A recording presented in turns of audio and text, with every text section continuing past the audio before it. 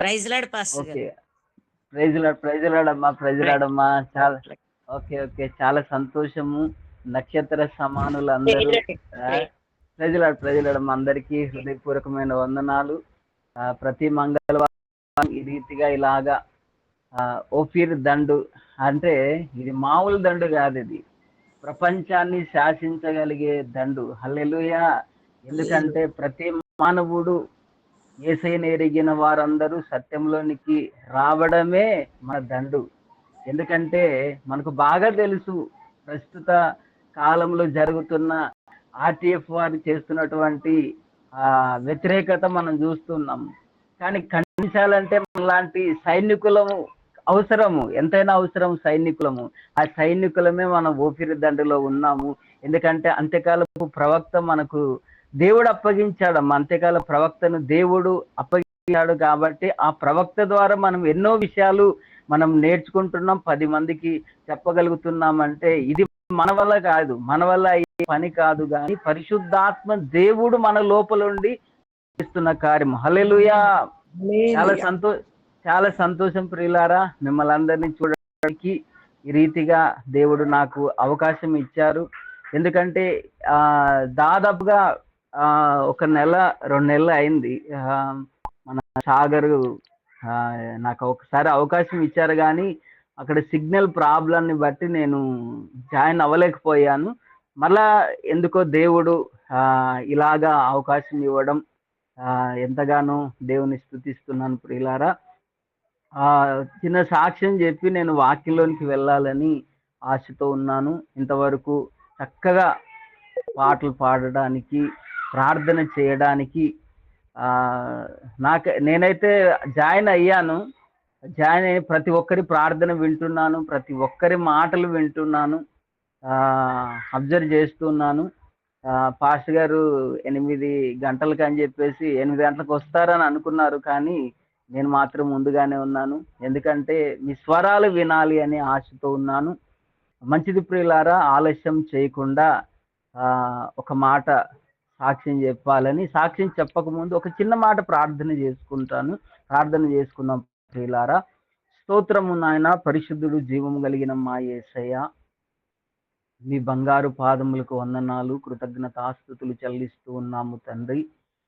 అయ్యా, ఇదిగో నాయన, ఈ జూలై మాసములో ఈ రీతిగా ప్రభా ప్రతి మంగళవారము రోజున మీ పాద సన్నిధికి రావడానికి నాయన మీరు మాకిచ్చినటువంటి ఈ సమయాన్ని బట్టి మీకు వందనాలు, కృతజ్ఞతాస్తుతులు చెల్లిస్తూ ఉన్నాము నాయన. తండ్రి ఇదిగో నాయన, ఇంతవరకు పాటలు పాడడానికి, తండ్రి ఇదిగో ప్రార్థనలు చేయడానికి మీరు మాకు తోడుగా ఉండి పరిశుద్ధాత్మ సహాయం చేసినందుకు వందనాలు, కృతజ్ఞతాస్తుతులు చెల్లిస్తూ ఉన్నాము తండ్రి. ఈ సమయమున ప్రభా మీ దాసుని నిలబెట్టుకొని నాతో, మాతో, మా అందరితో మాట్లాడమని అయ్యా ప్రభా ప్రతి ఘట్టములోనైనా మీరు తోడుగా రమ్మని అడుగుతున్నాము నాయన. యేసయ్యా, మీరు దిగి వచ్చి సహాయం చేయండి అయ్యా. జ్ఞాపక శక్తిని మీరు దయచేయండి, జ్ఞానముని ఇవ్వమని అడుగుతున్నాము నాయన. మీ దాసునిలో ఉన్న సకల దోషములు, మలినం అంతటిని అమూల్యమైన పరిశుద్ధ శిలువ రక్తమును పోసి బాగుగా కడిగి శుద్ధీకరించి మీ తైలము పోసి అభిషేకించి నాతో, మాతో, మా అందరితో మాట్లాడమని, కృప చూపమని అయ్యా తండ్రి అవకాశం ఇచ్చినటువంటి అయ్యా తండ్రి ఇదిగో నాయన మీ దాసుడు రఘుయేల్ గారికి వందనాలు, స్తోత్రాలు చెల్లిస్తున్నాం నాయన. మీ దాసుని అభిషేకించి అయ్యా తండ్రి ఇదిగో ఇలాంటి టీమును తయారు చేసినందుకు మహిమ చెల్లిస్తున్నాము నాయన. మీరు దిగి వచ్చి సహాయం చేయమని యేసయ్య పరిశుద్ధ ప్రార్థించి స్తుతించి అడిగి వేడుకుంటూ ఉన్నాము పరమ తండ్రి, ఆమేన్, ఆమేన్. ప్రియులారా, నేను దాదాపుగా 2015వ సంవత్సరములో ఓఫీర్ మినిస్ట్రీస్ కు రావడం జరిగింది. అయితే ముందుగా నేను 2007వ సంవత్సరం నుంచి 2010వ సంవత్సరంలో గాస్పల్ ఫర్ ఏసియా అనే ఒక సంస్థలో నేను సేవ చేయడం జరుగుతుంది. అలాంటి మూమెంట్లోనే 2014వ సంవత్సరంలో ఓఫీర్ గారిని నేను అంటే ఎప్పుడు అయ్యగారు తెలుసు కానీ ఎప్పుడు వినలేదు, చూడలేదు. ఓఫీర్ గారి గురించి తెలుసు కానీ చూడలేదు. అయితే 2014వ సంవత్సరంలో రాజమండ్రి ఆ ప్రాంతములో అయ్యగారిని ఫస్ట్ టైం కలవడం జరిగింది. అయితే నాకు పరిచయం చేసిన వాళ్ళు ఎవరంటే అయ్యగారి దగ్గర ఒక అమ్మాయి ఉండేది, గ్లోరీ అని. ఆ అమ్మాయి నాకు పరిచయం చేసింది. ఆ అమ్మాయినే నేను వివాహం చేసుకోవడం కూడా జరిగింది పిల్లారా. 2014 సంవత్సరంలో అయ్యగారు పరిచయం అయిన తర్వాత నాకు ప్రభు రాత్రి భోజన రహస్యం అనే ఆ గ్రంథము, తర్వాత హైందవ క్రైస్తవ్యం అనే ఈ 2 గ్రంథాలు నాకు ఇవ్వడం జరిగింది. అయితే అంతకుముందు నేను 2010 సంవత్సరంలో రాజస్థాను, ఆ రాష్ట్రములో ఓఫిర్ మినిస్ట్రీస్ అప్పుడు నాకు పరిచయం కాకముందు నేను అక్కడ రాజస్థాన్‌లో సేవ పరిచర్య చేస్తూ ఉన్నాను. అలాంటి సమయములో వాళ్ళు నాకు ఒక టీమ్ అప్పగించారు.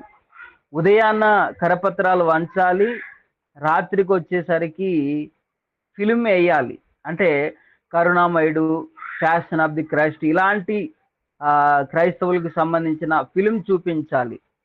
అలాంటి పరిచర్య నేను చేసేవాడిని. అయితే ఆ సంస్థలో ఆ బిలీవర్ చర్చ్ ఆ సంస్థ వాళ్ళు ఏం చేశారంటే ప్రతి మంత్ రిపోర్ట్ ఇవ్వాలి. రిపోర్ట్ ఉంటేనే సపోర్ట్ ఇచ్చేది.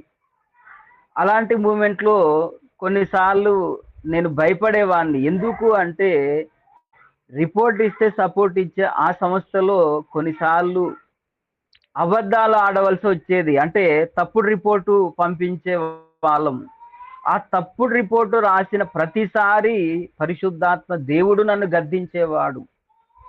ఎందుకంటే అధికారులకు భయపడి మనం రిపోర్ట్ రాస్తున్నాము గానీ సర్వము ఎరిగిన సర్వాంతర్యామి అయితే చూస్తాడు గదా! మరి ఆయనకు భయపడాలని ఎన్నో సార్లు ఆ గద్దింపుకు లోబడ్డాను. అప్పుడు నేను ఇంక నాకు అర్థం కాలేదు. కానీ నాకు ఒక టీమ్ లీడర్‌గా నేను అందులో వర్క్ చేశాను.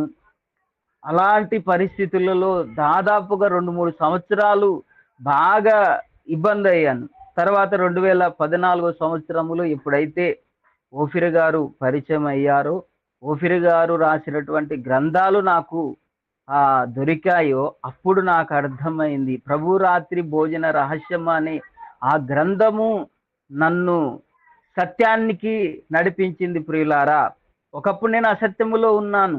అసత్య బోధలో ఉన్నాను. ఇదే సత్యమని నేను నమ్మేవాణ్ణి. వాళ్ళిచ్చే డబ్బుల మీద ఆశపడి ఇదే సేవ అనుకునేవాణ్ణి. 2014 సంవత్సరములో ఆ గ్రంథము నాకు పరిచయమైన తర్వాత ముఖాముఖిగా అంటే ఆ గ్రంథము నన్ను ఆకర్షింపజేసింది ప్రియులారా. నేను చదువుతున్నప్పుడు దేవుడు నాతో మాట్లాడుతున్నట్లు నేను అనుభవించాను. అప్పుడు 2015 సంవత్సరములో ఆంధ్రాకు రావడం జరిగింది. అప్పుడు వచ్చిన వెంటనే హైదరాబాద్ వెళ్ళాను. హైదరాబాద్ వెళ్ళిన తర్వాత అయ్యగారు రాసిన గ్రంథాలన్నీ తీసుకున్నాను. తీసుకొని చదవడం ప్రారంభించాను. అప్పటి నుంచి ఇంకా లోతైన విషయాలు, సత్యానికి సంబంధించిన విషయాలన్నీ నేను తెలుసుకోవడం జరిగింది. అయితే అయ్యగారు మరి 2015 సంవత్సరంలో మాకు 30వ తారీఖు మ్యారేజ్ చేయడం, మరి మ్యారేజ్ అయింది. అయిన తర్వాత అయ్యగారికి ఒక మాట చెప్పాను. అయ్యగారు మరి ఇన్ని రోజులు నేను రాజస్థాన్ రాష్ట్రములో మరి సేవ చేశాను కదా! మరి ఏం చేయమంటారు అని అడిగినప్పుడు అయ్యగారు ఏమన్నారు, కొంతకాలం హైదరాబాద్‌లోనే ఉండండి బేటా అన్నారు. అలాగా 2015 నుంచి దాదాపుగా 2020 వరకు అక్కడే ఉన్నాము. 2021లో మళ్ళీ వేరే మా దగ్గర ఉన్న ప్రాంతానికి వెళ్ళడం జరిగింది. అనంతపూర్ డిస్ట్రిక్ట్ అక్కడికి వెళ్ళడం జరిగింది. అక్కడికి వెళ్ళిన తర్వాత 2003 సంవత్సరములో మరలా దేవుడు నాకు జ్ఞాపకం చేశాడు. అయితే ముందు నేను ఒక విషయం చెప్పడం మర్చిపోయాను. దేవుడు జ్ఞాపకం చేస్తున్న విషయం ఏమిటంటే 2007, 2010 సంవత్సరములో మేము రాజస్థాన్ వెళ్ళడానికి మెయిన్ ఉద్దేశం ఏమిటంటే మేము ట్రైనింగ్ పొందాం. బిలీవర్ చర్చ్ ఆ సంస్థలో ట్రైనింగ్ పొందాము. అందులో మా టీమ్ మెంబర్స్ ఎంతమంది అయితే ఉన్నారో అంతమందిని ఆయా రాష్ట్రాలకు పంపించడం జరిగింది. కొందరు జమ్మూ కాశ్మీర్ వెళ్ళడం జరిగింది, కొంతమంది హిమాచల్ ప్రదేశ్, కొంతమంది ఢిల్లీ, కొంతమంది రాజస్థాన్, కొంతమంది పంజాబ్ ఇలాంటి రాష్ట్రాలకు నార్త్ ఇండియాకు పంపించడం జరిగింది. అయితే నేను మనసులో ఎక్కడికి వెళ్ళాలి అని సతమతం అంటే ఆలోచనలో పడ్డాను. ఏ ప్రాంతానికి వెళ్తే బాగుంటుందని. అప్పుడు దేవుడు అబ్రహాముతో మాట్లాడినట్లు నాతో మాట్లాడాడు దేవుడు. నేను చూపించు దేశానికి నీవు వెళ్ళన్నాడు. అప్పుడు నాకు జ్ఞాపకం వచ్చిన ప్రాంతం ఏంటంటే రాజస్థాన్. అప్పుడు రాజస్థాను అని దేవుడు జ్ఞాపకం చేసిన తర్వాత నేను రాజస్థాన్కి వెళ్ళడం జరిగింది ప్రియులారా. 2010 సంవత్సరంలో. ఆ 2010 సంవత్సరంలో నాకు భాష రాదు. వాళ్ళు మాట్లాడే భాష హిందీ, మనం మాట్లాడే భాష తెలుగు. మరి వాళ్ళతో మాట్లాడాలంటే హిందీ వస్తేనే మాట్లాడగలుగుతాము. మరి నేనైతే మాట్లాడలేని వాణ్ణి. అయితే 2010 సంవత్సరంలో అక్కడికి వెళ్ళిన తర్వాత దేవుని పాదాలు పట్టుకొని, దేవా మరి నాకు భాష రాదు నాయన అని ప్రార్థన చేసిన వెంటనే 6 నెలల్లో హిందీ భాష నేర్చుకోవడం జరిగింది ప్రియులారా. హిందీ భాష 6 నెలల్లో మాట్లాడడం జరిగింది. అయితే మాట్లాడడం అయితే ఒక ఎత్తు అయితే, మరి వాక్యం చెప్పాలి కదా. అయితే ఆన్లైన్ ప్రార్థన ప్రతి నెల ఒక ప్రాంతంలో జరుగుతుంది. ఆ పాస్టర్ గారు నాకు అవకాశం ఇచ్చారు. అందులో దాదాపు ఒక 300 నుంచి 400 మంది కూడుకున్నారు పిల్లల. ఆ సమయంలో ఏమైందంటే ఆంధ్ర నుంచి వచ్చిన పాస్టర్ గారు వాక్యం చెప్తారని చెప్పారు. నాకేమో భాష రాదు. ఎలాగని ఆలోచిస్తున్నప్పుడు పాస్టర్ గారు ఏమన్నారంటే, ఎవరైతే నన్ను ఇన్వైట్ చేశారో ఆ పాస్టర్ ఒక మాట చెప్పారు. పాస్టర్ గారు మీరు నిలబడండి, దేవుడు మీతో మాట్లాడుతాడని చెప్పారు. చెప్పిన వెంటనే నిలబడ్డాను. పరిశుద్ధాత్మ దేవుడు దిగి వచ్చి తానే భాష నేర్పించి తానే ప్రసంగం తానే చేసినట్లు నేను ఎక్స్పీరియన్స్ పొందాను ప్రియులారా. ఆ ప్రార్థన అయిపోయిన తర్వాత, ఆ కూటమి అయిపోయిన తర్వాత పాస్టర్ గారు మీకు భాష రాదని చెప్పారు కదా, పరిశుద్ధాత్మ దేవుడే దిగి వచ్చి మాట్లాడారు అని పాస్టర్ గారు సంతోషించారు. అక్కడున్న విశ్వాసులు కూడా సంతోషించారు. అప్పుడు ఇంకా నాకు దేవుని కృపను బట్టి నాకు అర్థమైంది. అంటే ఇది దేవుని చిత్తము, దేవుడు పనికి పూనుకున్నాడు, దేవుడే తానే పరిశుద్ధాత్మ దేవుడే నాకు సహాయం చేస్తున్నాడు. భాష రాదని ఆలోచించాను, భాష కొరకు ప్రార్థన చేశాను, దేవుడు నడిపించాడు. కన్నీళ్ళు గార్చి ప్రార్థన చేశాను ప్రియులారా, ప్రభువా నాకు హిందీ భాష రావాలి అని. అయితే హిందీ భాష రావాలని ప్రార్థన చేసిన భాషని ఇచ్చాడు. అయితే వాళ్ళు ప్రార్థన చేస్తారు హిందీలో, మరి నేనైతే ప్రార్థన చేయాలి కదా. హిందీ ప్రార్థన రాని సమయంలో కన్నీళ్ళు గార్చి ప్రార్థన చేశా, ప్రభువా నాకు హిందీ నేర్పించండి, హిందీ ప్రార్థన ఎలా చేయాలో నేర్పించండి అని దేవుణ్ణి అడిగాను. హిందీ వాక్యం ఎలా చెప్పాలో నాకు నేర్పించండి అని దేవుణ్ణి అడిగాను. హిందీ పాటలు పాడడానికి నాకు నేర్పించండి అని దేవుని పాదాలు పట్టుకొని మోకరించి ప్రార్థన చేసి అడిగాను. అడిగిన తరువాత పాటలు పాడడానికి దేవుడు కృప చూపాడు. తరువాత వాక్యము చెప్పడానికి దేవుడు కృప చూపాడు. తరువాత ప్రార్థన చేయడానికి దేవుడు కృప చూపాడు ప్రియులారా. అయితే ఓఫిర్ మినిస్ట్రీస్లోనికి రాకముందు ఆ పాస్టర్ గారు నాకు అవకాశం ఇచ్చారు కదా. ఇచ్చిన తర్వాత ఎంతో మంది సేవకులు నన్ను ఇన్వైట్ చేయడము, వాక్యం ఇతర ప్రాంతాలకు వెళ్ళి వాక్యం చెప్పడం కూడా జరుగుతుంది. అప్పుడు ఇలాంటి కార్యక్రమం నేను చేస్తున్నాను. అయితే మరలా నేను 2015లో రావడం జరిగింది. మరలా 2024 సంవత్సరంలో మరలా రాజస్థాన్కు వెళ్ళడం జరిగింది. అయితే కరోనా టైంలో ఆంధ్రాకి వచ్చాం, మరలా 2024లో వెళ్ళాం. అయితే ఎందుకు వెళ్ళాల్సి వచ్చింది అంటే, దేవుడు నన్ను గద్దించాడు. నేను చూపించు దేశానికి నువ్వు వెళ్ళు అని అబ్రహాంతో చేసిన వాగ్దానాన్ని మరలా జ్ఞాపకం చేశాడు. జ్ఞాపకం చేసిన వెంటనే, ప్రభువా మరి ఏ ప్రాంతానికి వెళ్ళాలి, రాజస్థాన్లో ఉన్నాను కానీ ఏ ప్రాంతానికి వెళ్ళాలి అని ప్రార్థన చేసినప్పుడు, అయితే మనందరి ఆత్మీయ తండ్రి ఓఫిర్ గారికి ఫోన్ చేశాను. మరి అయ్యా మరి ఇలాగా మరి దేవుడు నాతో మాట్లాడారు, మరి ఏ ప్రాంతానికి వెళ్ళాలంటే అయ్యగారి నోట జైపూర్ అనే ఆ మాట వచ్చింది. జైపూర్ అనే మాట వచ్చిన వెంటనే జైపూర్కి వెళ్ళడం జరిగింది. ఫ్యామిలీతో వెళ్ళడం జరిగింది. అక్కడికి వెళ్ళాము, సేవ ప్రారంభించాం ప్రియులారా. అయితే అక్కడికి వెళ్ళిన వెంటనే మరి సేవ చేయాలంటే మనకి ఏం కావాలి? డబ్బులు కావాలి. మా దగ్గర అయితే డబ్బులు లేవు. మరి ఎలాగా అని అలాంటి పరిస్థితులలో ఆలోచిస్తున్న సమయంలో నాకు తెలిసిన ఒక ఫ్యామిలీ జైపూర్‌లో ఉంది అన్నట్లు అర్థమైంది. అయితే వాళ్ళకి కాల్ చేశాను. 3 సంవత్సరాల తర్వాత వారికి ఫోన్ చేయడం జరిగింది. ఫోన్ చేసిన వెంటనే మాకు తెలిసిన వాళ్ళు ఒక ఫ్యామిలీ అక్కడ ఉంటే అక్కడికి వెళ్ళడం జరిగింది. అయితే అందరూ నాకు క్లోజ్ ఉన్నారు. అయితే బాగా ముఖ్యమైన వాళ్ళు అక్కడ ఉన్నారని ఎప్పుడైతే అర్థమైందో, అప్పుడు వాళ్ళకి ఫోన్ చేసిన వెంటనే వాళ్ళు ఏం చెప్పారంటే, ఇమ్మీడియేట్‌గా మీరు రండి అన్నారు. రండి అన్నప్పుడు అక్కడికి వెళ్ళడం జరిగింది. దాదాపుగా 2 నెలలు ఫ్యామిలీతో మేమక్కడ మన సామాన్లున్నాయి. అన్నీ అక్కడే ఉన్నాయి. 2 నెలల వరకు దేవుడు కార్యం చేశాడు ప్రియులారా. 2 నెలలు ఆ ప్రాంతంలో ఉండడం జరిగింది.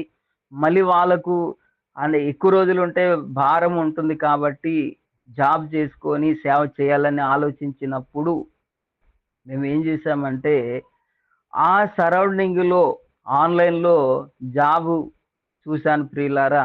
అయితే చూసిన వెంటనే నా ముందు ఇంటర్వ్యూకి వచ్చిన వ్యక్తి ఆయన రిజెక్ట్ చేశారు. నా తర్వా నేను ఆయన తర్వాతే నేను వెళ్ళాను. వెళ్ళిన వెంటనే అది మా ఇంటి దగ్గరలోనే సరౌండింగ్‌లోనే దేవుడు కార్యం చేశాడు. హల్లెలూయా! వెంటనే దేవుడు ఆయన్ను రిజెక్ట్ చేశారు. నన్ను జాబ్‌లో జాయిన్ చేశాడు. చార్టర్డ్ అకౌంటెంట్‌గా ఆయన అసిస్టెంట్‌గా నేను వర్క్ చేశాను ప్రియులారా. ఇది దేవుడు చేసిన మహా అద్భుత కార్యం. అలాంటి ఆ సమయంలో జాబ్ చేసుకుంటూ, సేవ చేసుకుంటున్న ఆ సమయంలోనే ఒకరోజు రాష్ట్రీయ క్రైస్తవ పరిషత్ అనే ఆ కూటమి ఒక 20 మంది సేవకుల సదస్సు పెట్టడం జరిగింది. అలాంటి సమయంలో ఒక పాస్టర్ గారు వాక్యం చెబుతున్నప్పుడు ఒక మాట చెప్పాను. దావీదు గొల్యాతును చంపాడా లేదా అనే మాట బైబిల్‌లో నేను చూపించాను. చూపించిన తర్వాత అవునని అన్నారు. ఆ మాట చెప్పిన వెంటనే కొన్ని విషయాలు దేవుడు ప్రవక్త ద్వారా ఏ విషయాలైతే నేర్చుకున్నానో ఆ విషయాలు అక్కడ చెప్పడం జరిగింది. ఇతర సంఘాలలో దాడి జరిగినప్పుడు మనము స్పందించాలి. ఇది ప్రతి క్రైస్తవుడు చేయవలసిన పని అని వాళ్ళను మోటివేట్ చేయడం జరిగింది. ఆర్‌కేపీ ఆశయాల గురించి చెప్పడం జరిగింది. ఓఫిర్ మినిస్ట్రీస్ గురించి పరిచయం చేయడం జరిగింది. అలాగా చేస్తున్న సమయంలో ఒక పాస్టర్ గారు మన సందేశానికి ఆకర్షితుడై పాస్టర్ గారు ఏమన్నారంటే, "పాస్టర్ గారు ఆదివారం రోజు మా సంఘానికి రండి. మీ వాక్యాన్ని మేము వినాలి" అని చెప్పారు. చెప్పిన వెంటనే ఆ ప్రాంతానికి వెళ్ళాను. దాదాపుగా ఒక 100 మంది ఉంటారు విశ్వాసులు. 100 మంది ఉంటారు. అక్కడికి వెళ్ళడం జరిగింది. వాక్యం సందేశం అయిన తర్వాత పాస్టర్ గారు వాళ్ళ అమ్మాయి ఏమన్నారంటే, "పాస్టర్ గారు ఈ దినాన మాకు కావలసిన సందేశము దేవుడు మీ ద్వారా అందించాడని" ఆ పాస్టర్ గారు వాళ్ళ అమ్మ చెప్పడము జరిగింది ప్రియులారా. రాజస్థాన్ రాష్ట్రములో ప్రతి దాదాపుగా సగము రాజస్థాన్ చూడడం దేవుని మహాకృపను బట్టి చూడడం జరిగింది. సత్యాన్ని ప్రకటించడము గూడా జరిగింది. మన సేవ అక్కడ సేవకులు గూడా తయారు చేయడము గూడా జరిగింది ప్రియులారా. మొన్ననే జులై 7వ తారీఖున రాజస్థాన్ రాష్ట్రములో పరిచర్య కొరకు ఒక పాస్టర్ గారిని ఆంధ్రాకు హైదరాబాద్‌కు పిలిపించి ఆ పాస్టర్ గారికి అయ్యగారి ద్వారా హస్త నిక్షేపణము గూడా చేయడం జరిగింది. ఆర్డినేషన్ అయిన తర్వాత పాస్టర్ గారు ఫ్యామిలీతో వచ్చారు. 2 పిల్లలకు గూడా బాప్తిసము గూడా ఆ రోజు జరిగింది ప్రియులారా. ఎందుకు అంటే ఇలాంటి విషయాలు ఎందుకు చెబుతున్నానంటే రాజస్థాన్ రాష్ట్రములో ప్రతి జిల్లాలలో ఓఫిర్ మినిస్ట్రీస్ ఉండాలనేది మన ప్రార్థన. హల్లెలూయా! ఎందుకంటే దేవుడు ఎన్నో కార్యక్రమాలు నా ద్వారా జరిగించాడు ప్రియులారా. రాజస్థాన్ రాష్ట్రమే కాదు, గుజరాత్‌లో కూడా దేవుడు కార్యం చేశాడు. మధ్యప్రదేశ్‌లో దేవుడు కార్యం చేశాడు. పంజాబ్ రాష్ట్రంలో కూడా దేవుడు కార్యము చేశాడు. ఎందుకంటే ఇది నా ద్వారా కాదు. ఎవరి ద్వారా అంటే పరిశుద్ధాత్మ దేవుని ద్వారానే జరుగుతున్న కార్యం ఇది. ప్రవక్త నాకు పరిచయం అవ్వడము, ప్రవక్త ద్వారా కొన్ని విషయాలు తెలుసుకోవడము, ఆ సందేశాన్ని వాళ్ళకు పంచడం జరిగింది. ఆ సందేశాల ద్వారానే వాళ్ళు ఆకర్షితులు అవ్వడము జరిగింది ప్రియులారా. హల్లెలూయా! మీరు ప్రార్థన చేయండి. దేవుని చిత్తమైతే ఆ సెప్టెంబరు ఆ నెలలో అవుట్ రీచ్ పరిచర్య ద్వారా దాదాపుగా 6 జిల్లాలకు ఆల్రెడీ సేవకుల మన ఉపవాస ప్రార్థనలు జరగాలని మరి సైమన్ గారు చెప్పారు. మరి సైమన్ గారికి ఇన్ఫర్మేషన్ ఇచ్చాం ప్రియులారా. 6 జిల్లాలలో జైపూరు, బాన్స్వాడ, డుంగర్పూర్, తర్వాత ఉదయ్పూర్, సోలంపూర్, ప్రతాప్గఢ్ ఈ జిల్లాలలో ఓఫిర్ మినిస్ట్రీస్ ద్వారా అవుట్ రీచ్ పరిచర్య ద్వారా 3 రోజులు ఉపవాస ప్రార్థనలు జరుగుతున్నాయి ప్రియులారా. మీరందరూ ప్రార్థన చేయండి ప్రియులారా. ఎందుకంటే రాజస్థాన్ ఆ ప్రాంతం ఎలాంటి ప్రాంతం అంటే మతోన్మాదులు ఆ రాష్ట్రంలో ఉన్నారు. ఎక్కువ విగ్రహారాధన జరుగుతున్న ప్రాంతం ప్రియులారా. ఆ ప్రాంతంలో సేవ చేయాలంటే చాలా కష్టతరమైన ప్రాంతం ప్రియులారా. రాజస్థాన్ అయినా, గుజరాత్ అయినా ఇలాంటి కొన్ని రాష్ట్రాలు ఉన్నాయి. భయంకరమైన సాతాను కార్యాలు జరుగుతున్నాయి. ఇలాంటి రాష్ట్రాలలో అక్కడ ఒక్కరున్నా ఇక్కడ 10 మంది ఉన్నా సమానం. 10 మందితో సమానం ప్రియులారా. అలాంటి భయంకరమైన రాష్ట్రములో సేవ చేయాలంటే సాధారణమైన విషయం కాదు. ఆ పరిశుద్ధాత్మ దేవుడే కార్యం చేయాలి. దేవుని చిత్తం అయితే మేము ఆలోచిస్తున్నాము. ఎందుకంటే హైగర్ని కూడా రాజస్థాన్కు తీసుకువెళ్ళాలి. మహాసభలు జరగాలి. ఇది దేవుని చిత్తం అయితే ఖచ్చితంగా మనం చేద్దాం. మీరందరూ ప్రార్థన చేయండి అని ప్రభు పేరిట మనవి చేస్తున్నాను ప్రియులారా. దేవుడి చిన్న సాక్ష్యాన్ని మన విడికిల్లో దీవించి ఆశీర్వదించును గాక. రెండు ప్రియులారా, మనం నేరుగా ఒక మాట చదువుకొని మనము ఈ వాక్య సందేశాన్ని ముగించుకుందాం. యెహెజ్కేలు ప్రవచన గ్రంథము 2వ అధ్యాయము 1 వచనాన్ని మనము చదువుకుందాం రండి ప్రియులారా. యెహెజ్కేలు గ్రంథము 2వ అధ్యాయము 1 వచనాన్ని నేను చదువుతున్నాను. మీరందరూ చిత్తగించాలని ప్రభు పేరట మనవి చేస్తున్నాను. నరపుత్రుడా, నీవు చక్కగా నిలబడుము, నేను నీతో మాట్లాడవలెనని ఆయన నాతో మాట్లాడినప్పుడు ఆత్మ నాలోనికి వచ్చి నన్ను నిలబెట్టెను. అప్పుడు నాతో మాట్లాడిన వాణి స్వరము వింటిని. దేవుడు ఈ వచనము ద్వారా మనందరితో మాట్లాడినట్లు చిన్న మాట ప్రార్థన చేసుకొని దేవుని సహాయాన్ని వేడుకుందాం ప్రియులారా. స్తోత్రము నాయన, పరిశుద్ధుడు జీవం కలిగిన మా యేసయ్య. ఇదిగో నాయన ప్రభా, ఇంతవరకు సాక్ష్యాన్ని చెప్పడానికి మీరు చూపిన కృప భాగ్యం కొరకే వందనాలు. ఇదిగో నాయన, వాక్య సందేశములోనికి వెళ్ళక ముందు మీరు మమ్ములను దర్శించమని, మాతో మాట్లాడమని, వాక్యము బోధించడానికి పూనుకున్న మీ దీనదాసుడు అల్పజ్ఞుడు, జ్ఞానము లేనివాడు తండ్రి, నీ మాటలు మీ దాసుని నోట ఉంచి స్పష్టముగా మాతో మాట్లాడమని, మీ స్వరము వినిపింపజేయమని అడుగుతున్నాము. నాకు కనబడము, అందరికీ కనబడమని ప్రార్థన చేస్తున్నాము తండ్రి. ఆటంకపరచాలని పొంచున్న అంధకార చీకటి దుష్ట శక్తులు వాని మూకలన్నిటినీ నజరేయుడైన యేసు క్రీస్తు అనంత శక్తియుత నామమున గద్దించి బంధించి పాతాళమునకు త్రొక్కి సమాధి చేస్తున్నాము తండ్రి. గగనము చీల్చుకొని మా మధ్యలోనికి దిగిరమ్మని అడుగుతున్నాము నాయన. ఓఫిరు దండును మీరు జ్ఞాపకం చేసుకోమని అడుగుతున్నాము నాయన. అయా తండ్రి, ఇదిగో ఈ నెట్వర్క్ పరిచర్య ద్వారా నాయన తండ్రి, ఇదిగో నాయన ప్రభువ, అన్ని దేశాలకు రీచ్ అవ్వడానికి నాయన సత్య సందేశము ప్రతి రాష్ట్రంలో ప్రతి దేశానికి రీచ్ అవ్వడానికి మీరే కార్యము చేయమని అడుగుతున్నాము నాయన. యేసయ్యా, మీకే వందనాలు నాయన. ప్రభా, ఈ నెట్వర్క్ ఈ పరిచర్యను అయ్యా తండ్రి, ఇదిగో ఈ రీతిగా నాయన ప్రభా మీ దాసుని నిలబెట్టుకొని, ప్రభా రఘుయేలు గారిని నిలబెట్టుకొని ఈ రీతిగా నాయన మీరు ఇచ్చినటువంటి అవకాశము కొరకే వందనాలు. అయ్యా తండ్రి, ఇదిగో నాయన ప్రభా, ఈ గ్రూప్ లో ఉన్న ప్రతి ఒక్కరిని మీరు దర్శించమని, మమ్మల్ని అందరినీ దర్శించమని, మాతో మాట్లాడమని సహాయం చేయమని యేసయ్య పరిశుద్ధ నామమున ప్రార్థించి స్తుతించి అడిగి వేడుకుంటూ ఉన్నాము పరమ తండ్రి. ఆమేన్, ఆమేన్. హల్లెలూయా. ప్రియులారా, వాయిస్ క్లియర్ గా ఉంది కదా? మరొక్కసారి ఒకసారి చెప్పండి.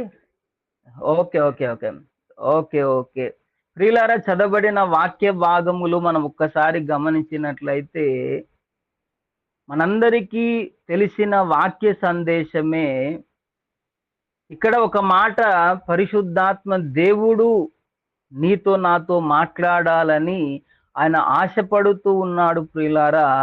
ఇక్కడ ఏమంటున్నాడంటే, నరపుత్రుడా నీవు చక్కగా నిలబడుమని దేవుడు మాట్లాడుతా ఉన్నాడు. ఎవరితో మాట్లాడుతున్నాడు అంటే యెహెజ్కేలుతో మాట్లాడుతున్నాడు.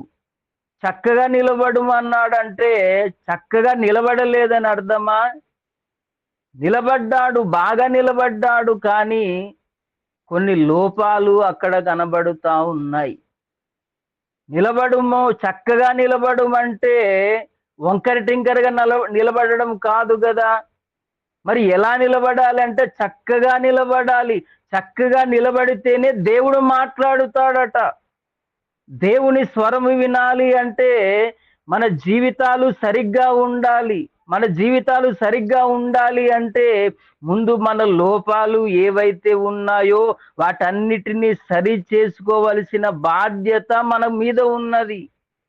దేవుడు హెచ్చరిస్తా ఉంటాడు. మన లోపాలు ఏవైతే ఉన్నాయో ముందుగా హెచ్చరిస్తాడు. జాగ్రత్త పడుమని హెచ్చరిస్తాడు. మనకు బాగా తెలుసు హిజ్కియా గురించి. దేవుడు మాట్లాడాడు, నీ ఇల్లు చక్కబెట్టుకోమని చెప్పాడు.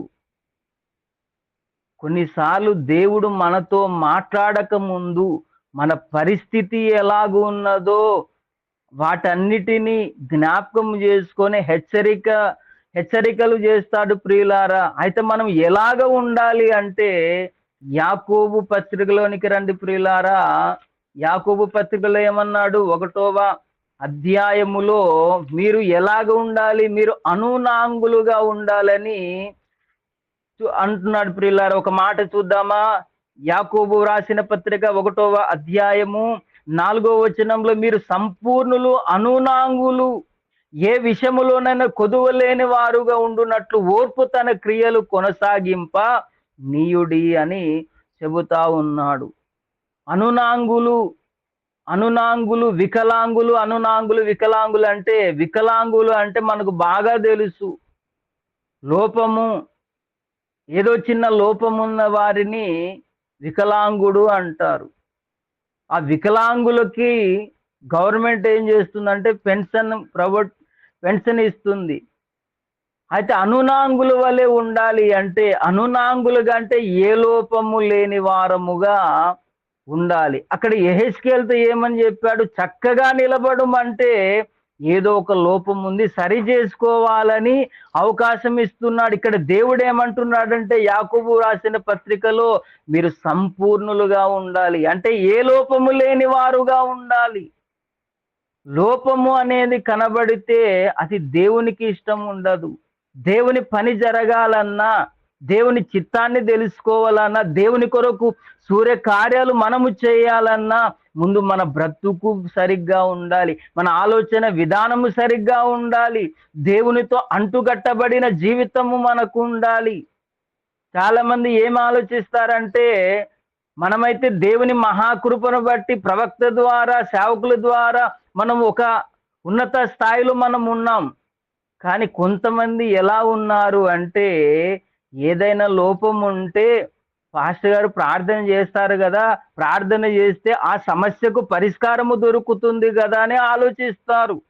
అయితే ఒక మాట మనం చూద్దామా? ఇర్మియా గ్రంథములో 14వ అధ్యాయములో ఒక మాట ఉంది ప్రియులారా.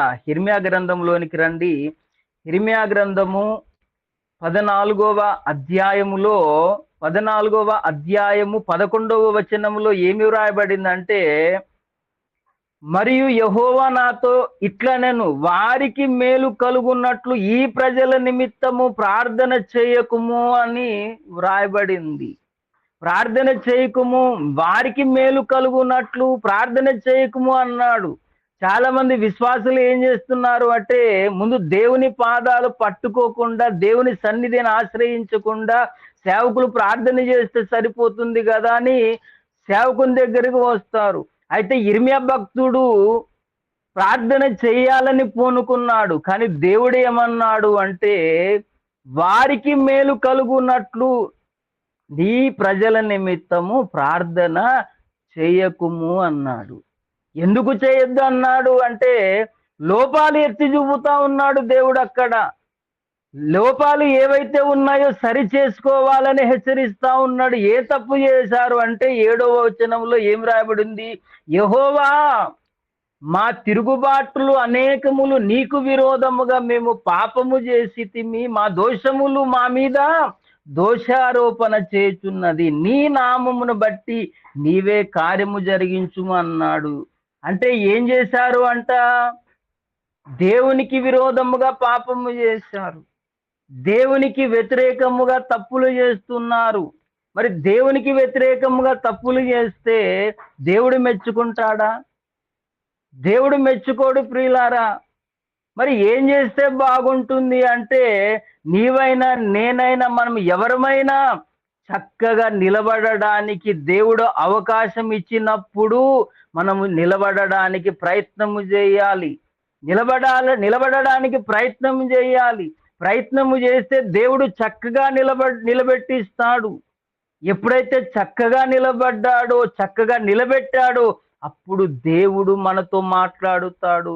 యెహెజ్కేలు జీవితంలో అలాంటి సంభవము జరిగింది, అలాంటి కార్యము జరిగింది.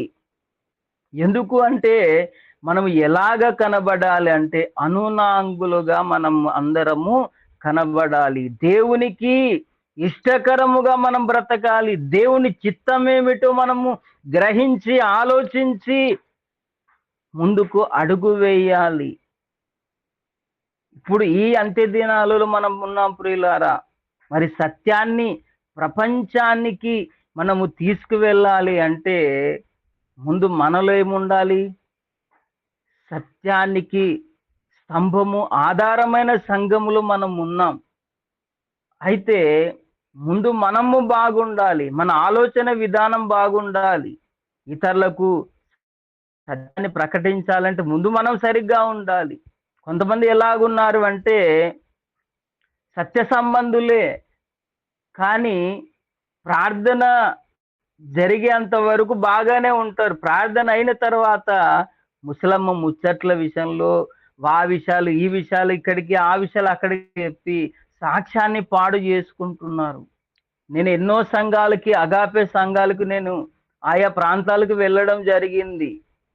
ఎందుకంటే నాకు తెలుసు, నేను నడిపిస్తున్న సంఘ విశ్వాసుల పరిస్థితి చాలా ఘోరముగా ఉంది. ఎందుకంటే వాళ్ళకు సత్యం అర్థమైంది, కానీ ముసలమ్మ ముచ్చట్ల విషయంలో వాళ్ళు ఏం చేస్తున్నారంటే కొన్ని విషయాలు అర్థం కాలేదు. లోపాలు ఉన్నాయి, సరి చేసుకోవడానికి అవకాశం ఇచ్చినా సరి చేసుకోవడము లేదు. మరి లోపాలు ఉన్నప్పుడు, మరి సరి చేసుకోవాల్సిన అవకాశం ఉన్నప్పుడు సరి చేసుకొని మనం ఏం చేయాలి? సత్యాన్ని ప్రకటించాలి. మనమేమో సత్యాన్ని ప్రకటించాలని పూనుకుంటున్నాం, కానీ వీళ్ళు, ఇలాంటి వాళ్ళు సత్యాన్ని ప్రకటించాలంటే మిగతా వాళ్ళు ఏం ఆలోచిస్తారో తెలుసా? మీ సంఘంలోనే సత్య సంబంధులు ఇలాగ ఉన్నారు, మరి మాకేం సత్యం చెప్తారు? ఓఫిరి గారు గురించి మీరు చెప్తారు, ఓఫిర్ మినిస్ట్రీస్ గురించి బాగా తెలుసు, కానీ మీరు ఇలాగ ఉన్నారే అని వాళ్ళు సాక్ష్యము చెబుతారు చెడుగా. అయితే ఇలాంటి చెడుగా వాళ్ళు చెబుతున్నారంటే లోపం ఎక్కడ ఉంది అంటే మనలోనే లోపం ఉన్నది. మరి అందుకే పరిశుద్ధాత్మ దేవుడు మాట్లాడాలంటే ముందు మనము మన లోపల లోపాలు లేకుండా సరి చేసుకోవాలి. సరి చేసుకొని మరి నిరంతర మారు మనసు పొందాలి. నిరంతర మారు మనసు గురించి అయ్యగారు వాక్యం చెప్పారు ఎన్నోసార్లు, మనకు బాగా తెలుసు. ఆ వాక్యాన్ని ప్రతిరోజు మనం వినాలి. ప్రవక్త దేవుని ఆదేశము ప్రకారము ఎలాగ మనకు చెప్పారో దాని ప్రకారము మనము నడవాలి. ప్రవక్త దర్శనము మరి ప్రపంచానికి మనం తీసుకువెళ్ళాలంటే ఎలా పడితే అలా ఉండడానికి వీలు లేదు ప్రియులారా. సత్య సంబంధులంగా మనం ఉన్నాం, సత్య సంబంధులంగానే మనం బాగానే ఉన్నాం, కానీ ప్రపంచానికి సత్యాన్ని తీసుకువెళ్ళాలంటే ఎలాగుండాలి మన జీవితం? మన జీవితం ఎలాగుండాలో ఒక్కసారి ఆలోచించాలి. చక్కగా నిలబడే ప్రయత్నం చేయాలి. ఎవరు గొప్పవారము కాదు. లోపాలనేది ప్రతి ఒక్కరికి ఉంటాయి. అయితే యేసయ్యతో అంటుకట్టబడిన జీవితం మనకు ఉండాలి. యోహాను సువార్త 15వ అధ్యాయంలో ఏమన్నాడు అక్కడ? ఒక మాట చెప్పాడు. ఆ మాట చూద్దామా ప్రియులారా? యోహాను సువార్త 15వ అధ్యాయములో ఒక మాట పరిశుద్ధాత్మ దేవుడు చెబుతున్నాడు. ఏమని అంటే, నేను నిజమైన ద్రాక్షవల్లిని అని చెబుతూ ఒక మాట చెప్పాడు. ఫలించు ప్రతి తీగ మరీ ఎక్కువగా ఫలింపవలెను, దానిలో పనికిరాని తీగను తీసివేస్తానన్నాడు. నేను మీతో చెప్పినదేమనగా, మీరిప్పుడు పవిత్రులై ఉన్నారు, నా యందు నిలిచి ఉండుడి, మీ యందు నేను నిలుస్తానన్నాడు. మరి దేవుడు మనలో ఉండాలి అంటే, మనలో వాసము చేయాలంటే, మనలో నిలవాలి అంటే మన బ్రతుకు బాగుండాలి, మన ఆలోచన బాగుండాలి. మన ఆలోచన సరిగ్గా లేకపోతే దేవుడు మాట్లాడడు. దేవుడు మాట్లాడాలంటే చక్కగా నిలబడాలి. చక్కగా నిలబడే మనసు ప్రయత్నం మనం చేయాలి. అప్పుడు దేవుడు మనతో మాట్లాడతాడు. సూటిగా స్పష్టముగా దేవుడు మాట్లాడుతాడు. దేవుని స్వరాన్ని వినాలంటే ముందు మనము బాగుండాలి. దేవుడు మాట్లాడడానికి ఇష్టపడుతూ ఉన్నాడు.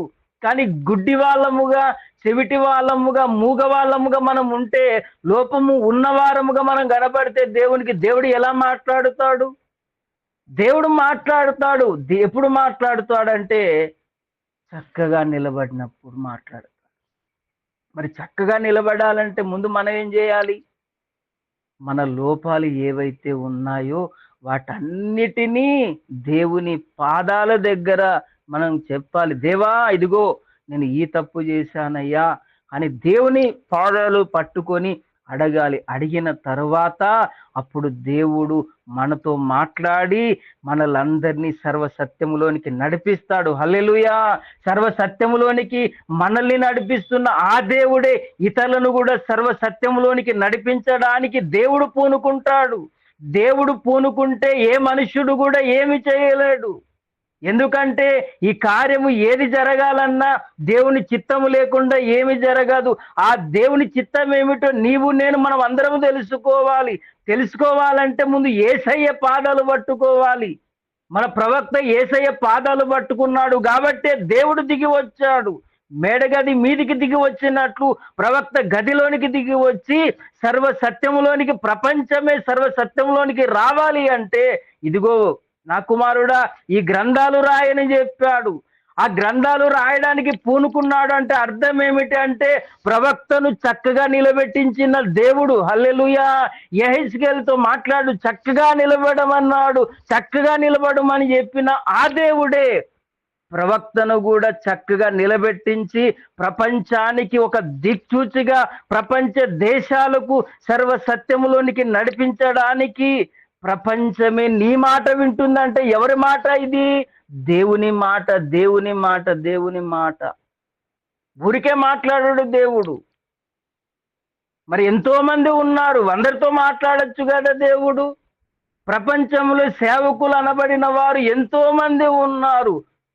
కానీ ఈ తరములో దేవుని పని జరగడానికి ప్రవక్తను ఎందుకు ఎన్నుకున్నాడు అంటే, యెహెజ్కేలుతో మాట్లాడిన దేవుడు, నా కుమారుడా ఇదిగో నేను ఉన్నాను నీ పక్షాన. అయ్యగారి సాక్ష్యం మనకు బాగా తెలుసు. ఏమన్నాడు ఏమని చెప్పాడు దేవుడు అంటే, అయ్యా జాబ్ అయితే మానేస్తున్నాను, మరి కుటుంబ పోషణలు ఎలాగంటే, నేను నీకు తోడుగా ఉన్నాను కదా బేటా అన్నాడు. మరి మనకు తోడుగా దేవుడు ఉన్నాడా? ఒకసారి ఆలోచిద్దాం. మనకు తోడుగా ఉన్నాడా? మనము ఎలాంటి స్థాయిలో ఉన్నాం? ప్రవక్తకు దేవునికి కనెక్షన్ ఉందా? చాలా మంది నేను విన్నాను ప్రియులారా, ప్రవక్తల పేరైతే చెప్పకుండా వాళ్ళే ఏం ఆలోచిస్తున్నారంటే, నేను గొప్పవాణ్ణి అని అనుకున్న వాళ్ళు కూడా చాలా మంది ఉన్నారు మన సంఘాల్లోనే. కానీ అయ్యగారు నా పిల్లలు కదా అని ఆలోచిస్తున్నారు. ఎందుకు అంటే, ప్రవక్తతో అంటుకట్టబడ్డామా, దేవునితో అంటుగట్టబడ్డామా? దేవునితో అంటుగట్టబడాలి, ప్రవక్తతో కూడా అంటుకట్టబడి మనము ఉండాలి ప్రియులారా. ఎందుకు అంటే ఈనాడు అద్భుతమైన పరిచర్య జరుగుతుంది అంటే ఇది ఎవరి వలన అంటే దేవుడు ప్రవక్తను నిలబెట్టాడు. ఆ ప్రవక్త ద్వారా పరిశుద్ధాత్మ దేవుడు పూనుకొని జరిగిస్తున్న కార్యం ఇది. ఈ కార్యాన్ని ఎవరు కూడా ఎన్ని కుతంత్రాలు వేసినా, ఎన్ని కుట్రలు చేసినా, దేవునికి విరోధముగా ఎంత మంది లేచినా కూడా ఏమంటారు, ఏం చేయలేరు. ఏ ఆర్టీఎఫ్ఓలు వచ్చినా కూడా ఎవరేం చేయలేరు. ఎందుకంటే ప్రవక్త మీద ఎవరున్నారు? ప్రవక్తను అభిషేకించి దేవుడు వాడుకుంటున్నాడు. మరి దేవుడు నిలబెట్టుకొని వాడుకుంటున్న ఆ సేవకుని మీద నిందలు రాకపోతే ఎలా ఉంది?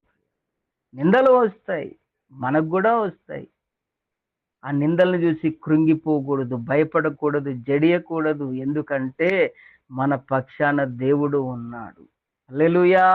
ఒక మాట పరిశుద్ధాత్మ దేవుడు జ్ఞాపకం చేస్తున్నాడు ప్రియులారా. ఆ మాట చెప్పి ఫిలిప్పీలకు రాసినటువంటి పత్రికలో ఒక మాట ఉన్నది ప్రియులారా. ఆ మాట చెప్పుతాను ప్రియులారా. ఒక మాట 4వ అధ్యాయము 13వ వచనం చదవండి. నన్ను బలపరచు వాని యందు నేను సమస్తము చేయగలను అన్నాడు. ఎవరు బలపరుస్తున్నాడు? నన్ను బలపరిచువాడు ఎవరు? మనుషులు కాదు బలపరిచేది, పక్కింటి వాళ్ళు కాదు బలపరిచేది, సాక్షాత్తు దేవుడే బలపరుస్తాడు.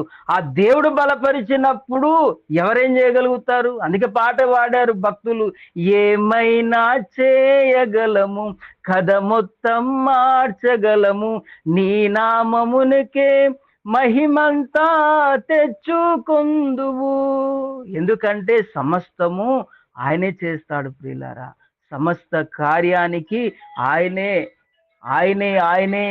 ఆయనే ప్రియులారా మనల్ని బలపరచడానికి, మనకు సహాయం చేయడానికి, సర్వసత్యములోనికి నడిపించడానికి ఆయనే పూనుకున్నాడు. ఆయనే మనల్ని చక్కగా నిలబెట్టిస్తాడు ప్రియులారా. చక్కగా నిలబడుదాం. దేవుని కొరకు సూర్య కార్యాలు మనం చేద్దాం. రండి ప్రియులారా, దేవుడి మాటలు మన వినికిడిలో దీవించి ఆశీర్వదించును గాక. ఎవరైనా ఒక్కరు ప్రార్థన చేయండి ప్రియులారా. ప్రేరేపించబడిన వారు ప్రార్థన చేయండి. తండ్రి, మహోన్నతుడా, మీ పాదములకు వందనాలు, కృతజ్ఞతాస్తుతులు